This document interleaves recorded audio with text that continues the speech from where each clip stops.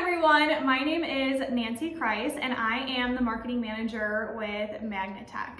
So Ashlee and I are going to be talking to you today about all things company culture. It's a really hot topic right now as hiring people becomes more and more common. There's a lot of candidates out there and we want to make sure that we're keeping a positive culture. We want to make sure we're attracting the right talent, and basically, we just want to make sure that we're creating a team that is going to stay together and grow together.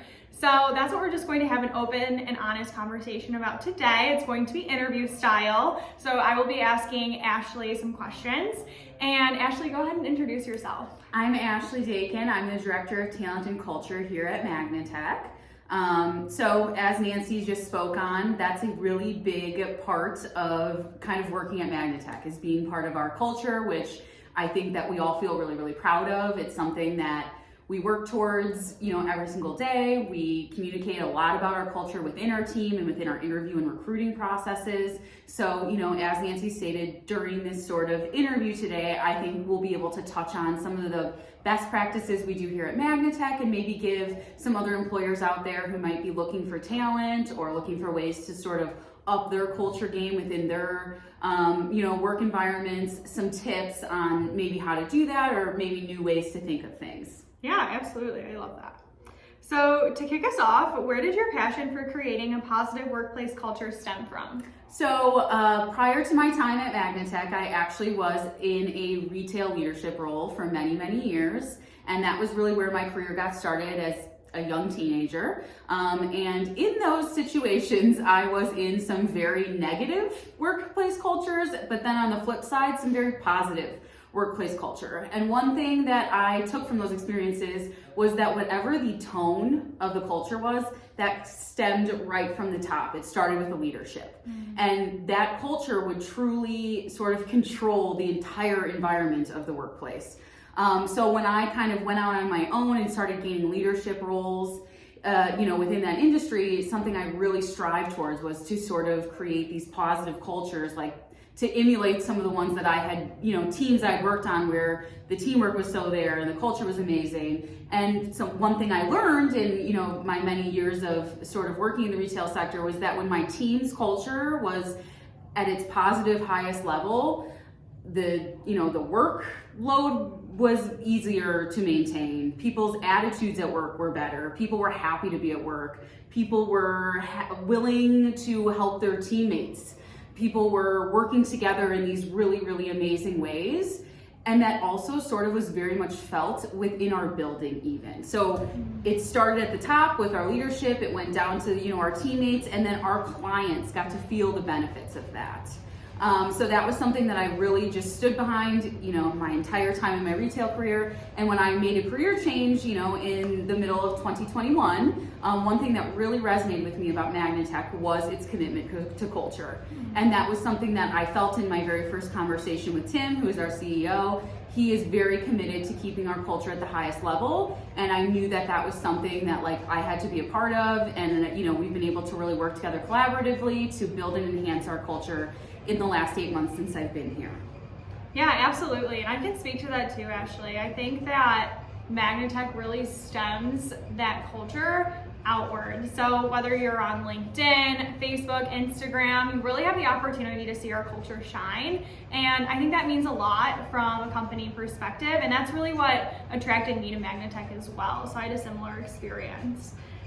So why do you think companies struggle to maintain an attractive workplace culture? I think the number one reason is that they're just not making it a high priority. I think it's very easy to get wrapped up in the work. I think especially now with people being remote, it's really easy to kind of just get wrapped up in your day-to-day tasks and your Zoom meetings and your calendars, and you sort of forget that everyone's a team and everyone's working sort of towards the same goal. And I just think if you make culture a priority, it will be one. And that would be a great place to start, is just saying to yourself as a leader, I would like to make this a priority in my business.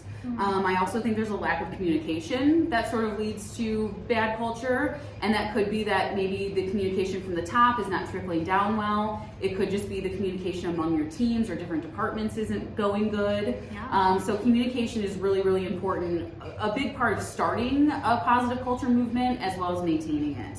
And I also think, sometimes that lack of built buy-in from leadership. So any single person that's in a leadership role within your organization needs to be bought into the vision you have for your culture. And that's where it begins. It starts at the top. Yeah, for sure. I completely agree with that. And I think we've all had experiences or are currently experiencing in our current roles what it looks like to have a good or bad leadership buy-in and lack of communication, or in our sense, we have over-communication, which is great. It's good. So I would rather be over-communicated with and have people support me and have open conversations, which I think a lot of people do. So from your perspective, what are 3 changes a corporation can make to start increasing company morale and overall contribute to the culture? So I would say that communication piece, so important. It's a great way to start this movement, as we kind of spoke on before. Just make sure that you're sharing your visions for the culture. You're sharing company goals. You're sharing successes. One thing that we really do a lot at Magnitech, we have tons of like Teams channels, and we're always communicating. As Nancy said, some might even call it over communicating. I think it's not a problem. Yes. So everyone in every department is almost really bought into everything that's happening within the organization, because we're all communicating with each other about it. You know, we recognize each other, you know, via team chats. We recognize each other, you know, we work in sort of a smaller kind of tight-knit office environment, so we can sort of like shout out, hey, great job on that, to one another. We can really recognize people the way they want to be recognized, and we have so many different platforms to do that. So I would definitely just say to utilize whatever platforms that you use already, and just make sure you're, yes, over communicating. And I also think the communication style needs to be consistent. So all of the leaders need to have similar goals, similar like talking points. You know, everyone needs to be sort of be on the same page with that. And that kind of brings me to my next point is, yes, just making sure your leadership team is on the same page with your culture strategy. Everyone kind of has an understanding of what this needs to look like. Another thing that has really worked for us, and I know it was something they were doing prior to when I arrived here, and we've kind of kept doing it, is employee engagement surveys. It's a really nice platform for your employees to speak openly and sort of candidly about their, you know, on-the-job experience, or give feedback and share their feelings about things. So the employee engagement surveys, I think, are pretty eye-opening sometimes. It can really kind of lead you to those blind spots that maybe you weren't seeing, or maybe people don't feel comfortable saying it. And then you can make sure that when we get that feedback, so one thing I always say about feedback is that, you know, that's all it is, it's feedback. It's information that we didn't have before that we have now. And what we can do then is we can put an action plan into place to sort of, you know, if it's feedback where we need to act on it and change a behavior or a process or whatever it is, then we do that. Let's get into gear and let's act on that feedback, and our employees can see that we do that. I mean, it's often given to me. I speak to our employees very often. Another thing that we do here to help maintain our culture is just frequent check-ins. Me and Nancy just had a check-in right before we did this. So, you know, I check in with our teammates very often on a quarterly basis, and really whenever they need to. And, you know, some feedback I've been given is that, like, it's so great that when I share an idea, a thought, a worry, a concern, it is you guys spring into action immediately to make sure that we're addressing that. So I think that when your employees feel heard and listened to, and like their ideas matter, it just really makes a world of difference in your culture. Yeah, absolutely. And I think that all stems, like Ashlee said, from leadership. When you're in leadership and you're creating that open communication pathway, then the people that are on your team are more likely to come to you with problems. And it's great if you encourage them and tell them, hey, tell me what you're frustrated about, what's going well, what are your goals? So then you guys know that you're on the same path, and you can fix anything that needs to be fixed or increase things that are going well. And that kind of plays into communication too. You want to make sure that you're creating safe places to talk about those things, that, you know, I believe our team members know that they can speak freely without fear of judgment or getting in trouble, or, you know, they can speak openly. We can keep it confidential if we need to. We really do everything we can to make sure that our employees have a voice, and that's just something that we do not waver on. And I would say if you're looking to make a change, that's a great place to start, is listen to your people. They're the ones, you know, your people are on your front lines. They know what's happening. Right.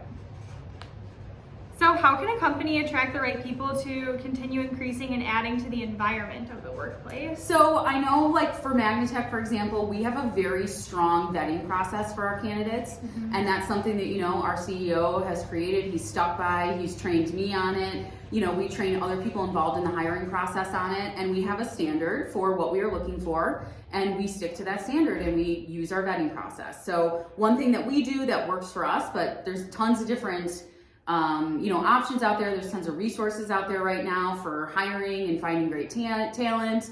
You know, one thing that we use is a culture index survey. And that's, you know, in conjunction with a resume review, skill sets, interviews, but it is one step of our process that really is, for us, it works really, really well. So if you can find something that works really well for your organization or for your hiring team or your hiring managers, that's, you know, a great place to start, is just getting that standard of vetting process in place so everyone understands this is who we're looking for this role. Another thing that I think is really, really important is understanding a role going in. So if you're someone who's a part of an interview process, you really need to have a very, very deep understanding of what that role is.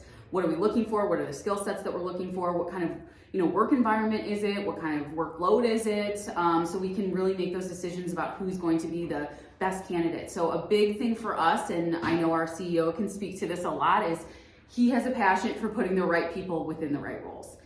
He truly believes that when you have the right person in the correct roles, they will do nothing but thrive, because they are playing up to their strengths, their traits, and everything sort of falls into place when everyone's in the right role. And sometimes we find out through our feedback conversations and our open conversations that people maybe are not in the right role, and they're able to say like, hey, I'm frustrated for these reasons. And then we can, you know, we do a lot of career pathwaying, like, hey, let's get you in a role that you're gonna be happy, and let's get you in a role that can really play up to your strengths. So I would say once you just find a process that really works for you, you just stick with that. Because I will say Magnitech already had something really, really great in place when I arrived here, and it made my job a lot easier, and I've just been able to enhance that and expand upon it, and we continue to do that. So.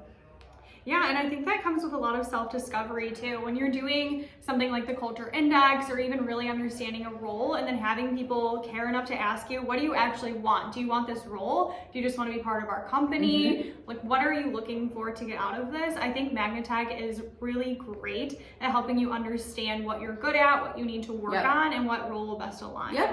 And we do, you know, to Nancy's point, we have a lot of people that have joined us just simply because they want to be part of our culture. They want to be part of Magnitech. Like me. Yeah, Nancy is an example of that. Nancy was someone who, you know, she sort of started the interview process going like, I'd be open to doing a lot of different things. I just am really interested in your culture. I've seen what you guys do on social media. You know, I've heard positive experiences for people who work for Magnitech, and I would like to be a part of that. And she was able to sit down with our CEO as part of our interview process and really talk openly about what she's good at, what she wants to do, what she likes to do. And it so happened that we had this marketing manager role that aligned exactly with Nancy's current career goals. And that role worked out and the timing was beautiful. But you know, I just really think creating that space for people to say like, hey, this is what I'm interested in, and then finding a place for them within your organization, on your teams. And that sometimes might mean creating a role for people or bringing someone in, you know, maybe doing something else, but pathwaying them into another role. I think career pathwaying is so important, and it's a really, really big thing that we do at Magnitech. We talk about it so often.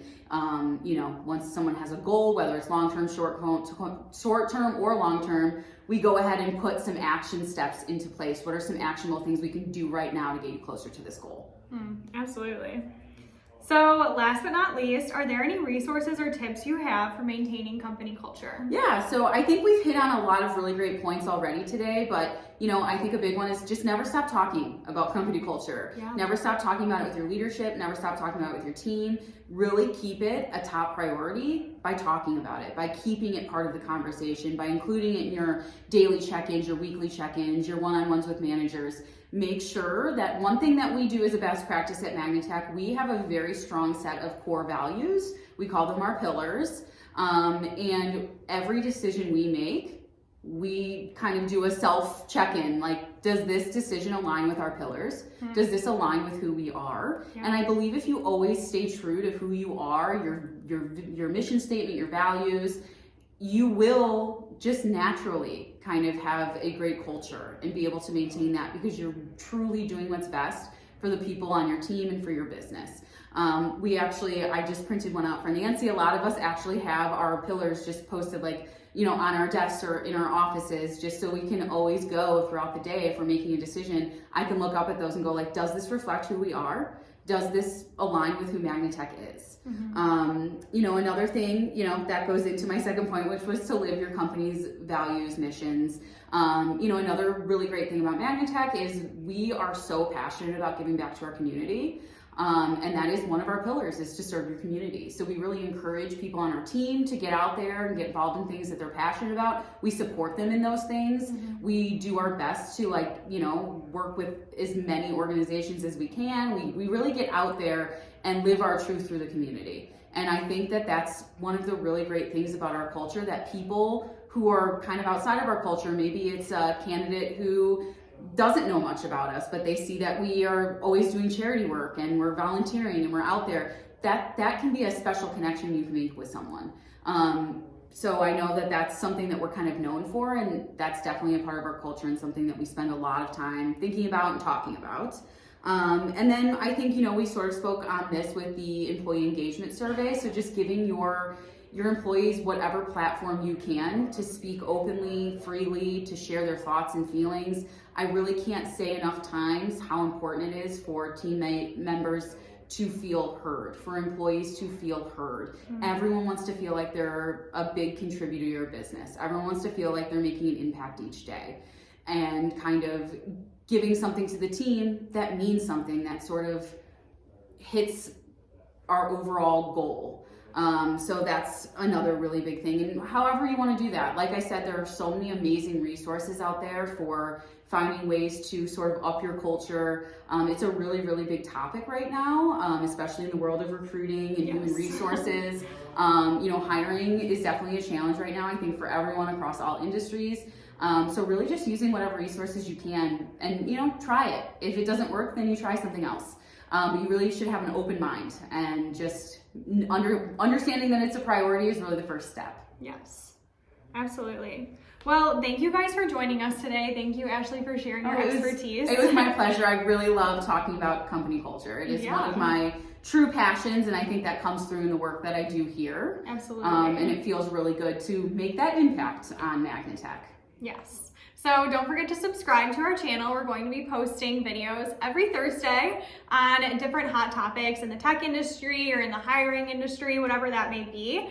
And that sums up our conversation for today. Thank you guys. Thank you.